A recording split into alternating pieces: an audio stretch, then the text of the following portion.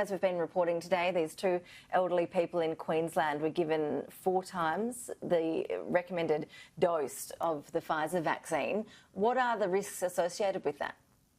Well, look, it's actually a pretty low-risk issue. Obviously, it's something that we don't want to happen. We need to make sure that this is an opportunity to really look at the training, and I'll get back to that in a sec.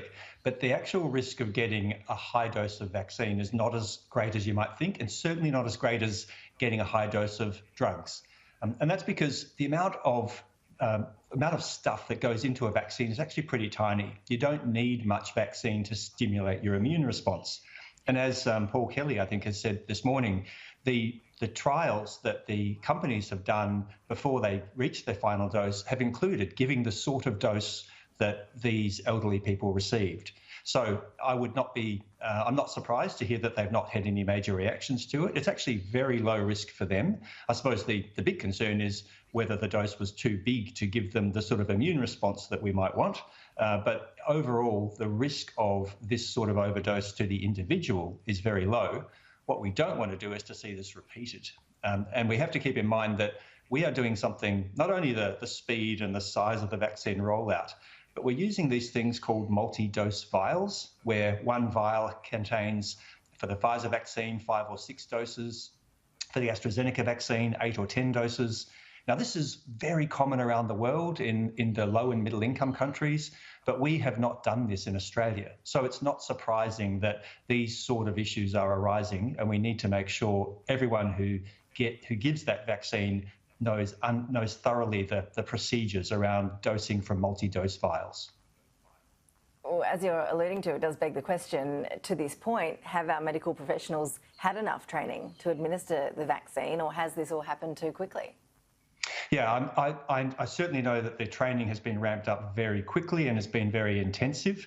I can't comment on whether it's enough training, whether it's consistent training. I think we do know that there's a single training module, as I understand it, that's been rolled out throughout the country. That might need to be tailored to different audiences who might be less commonly used to giving vaccines. And certainly this issue of how you use a multi-dose vial, we need to make sure that's properly done. So I have no doubt that this episode is going to make all of the training really be looked at quite thoroughly to ensure that as people can have as much confidence as possible that the person who's administering the vaccine has received all the information and all the training they need.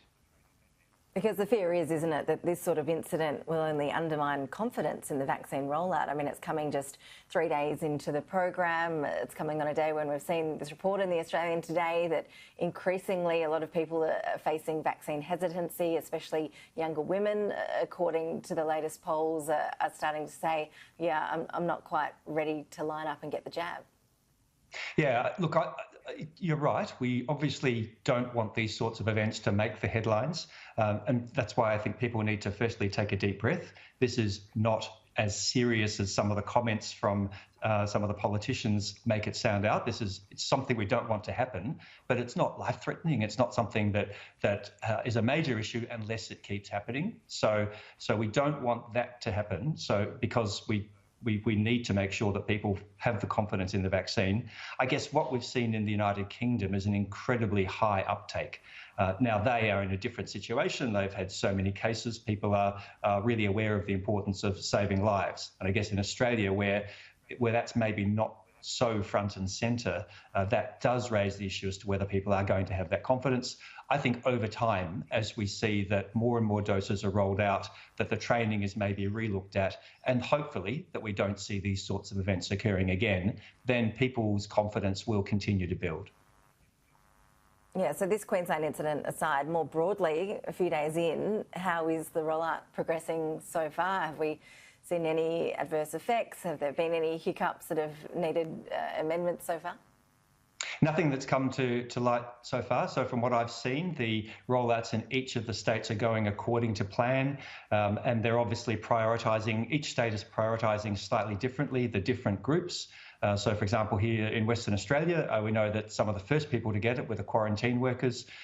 In other states, maybe the healthcare workers, but all of those groups in Category 1A are being prioritised, and that's great news.